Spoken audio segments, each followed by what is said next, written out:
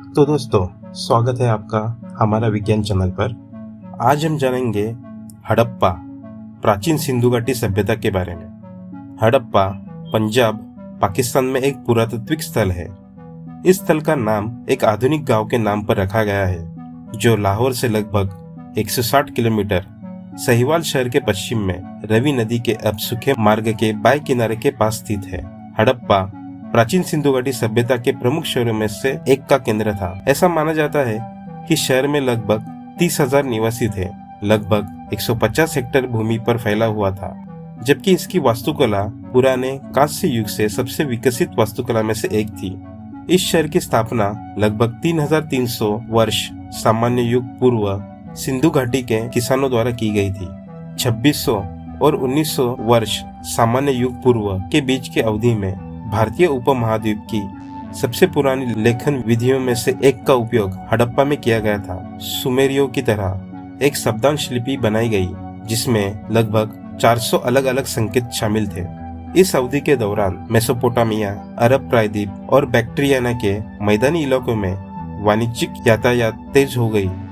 1800 वर्ष सामान्य युग पूर्व के बाद जलवायु परिवर्तन की एक श्रृंखला शुरू हुई, जिसमें शीतकालीन मानसून की तीव्रता में वृद्धि और ग्रीष्मकालीन मानसून में कमी शामिल थी, जिससे खेती कम और आसान हो गई। लगभग 1600 वर्ष सामान्य युग पूर्व मुख्य रूप से हिमालय की तलहटी में छोटी पहाड़ियों के पक्ष में इस स्थल को निश्चित रूप से छोड़ दिया गया था। शेष आबादी छोटे छोटे गांवों में बिखर गई, जहां लेखन के उपयोग के त्याग के कारण उनकी संस्कृति को दरिद्रता का सामना करना पड़ा। हड़प्पा के खंडरों की खोज 1826 में जेम्स लुइस ने की थी, जो ब्रिटिश सेना से था, जो एंटीक्वेरियन अवशेषों की तलाश में पंजाब और उत्तर पश्चिमी क्षेत्रों में घूम रहा था। अलेक्जेंडर कनिंघम ने 1853 और 1856 में इस स्थल का दौरा किया, जिसके परिणाम स्वरूप 1872 में एक छोटी सी खुदाई हुई। हड़प्पा के प्राचीन शहरों को ब्रिटिश शासन के तहत भारी क्षति पहुंचाई गई थी, जब लाहौर मुल्तान रेलवे के निर्माण में खंडरों की ईंटों को ट्रैक बनाने के इस्तेमाल में किया गया था। इस स्थल से ली गई ईंटें लाहौर मुल्तान रेलवे की 100 मील की आपूर्ति के लिए पर्याप्त थी, जो वहां मौजूद इमारतों के पैमाने की गवाही देती है। जॉन मार्शन ने 1923 से 1924 में हड़प्पा और मोहनजोदड़ो के स्थलों पर खुदाई शुरू की, और यही वो बिंदु माना जाता है जहां अंततः प्राचीन सिंधु घाटी सभ्यता की पहचान मानी जाती है। मोर्टिमर व्हीलर ने 1944 में उत्खनन का कार्य संभाला और विभाजन के बाद के युग में भी इसे जारी रखा, जब वे पाकिस्तान सरकार के पुरातात्विक सलाहकार थे। उत्खनन से पता चला कि हड़प्पा की योजना मोहनजोदड़ो के समान थी। उपयोग की जाने वाली मुख्य सामग्री में धूप से सुखाई गई और पकी हुई ईंटें थी। अवशेषों से पता चला है कि शहर के दो हिस्से थे। पूर्व में वास्तविक आवासीय शहर था और पश्चिम में तथाकथित गढ़, जो एक मजबूत किलेबंद दीवार से घिरा हुआ था। गढ़ को एक ऊंची मटमेल ईंट की प्राचीर से मजबूत किया गया था, जिसमें नियमित अंतराल पर आयताकार उभार या बुर्ज बनाए गए हुए थे। गढ़ और रवि नदी के बीच श्रमिकों के क्वार्टर्स के बैरक जैसे ब्लॉक मौजूद थे।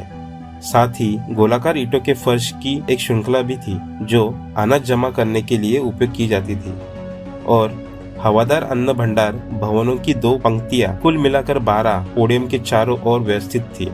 गढ़ के उत्तर में भंडारण सुविधा और श्रमिकों के क्वार्टर्स अभी भी देखे जा सकते हैं।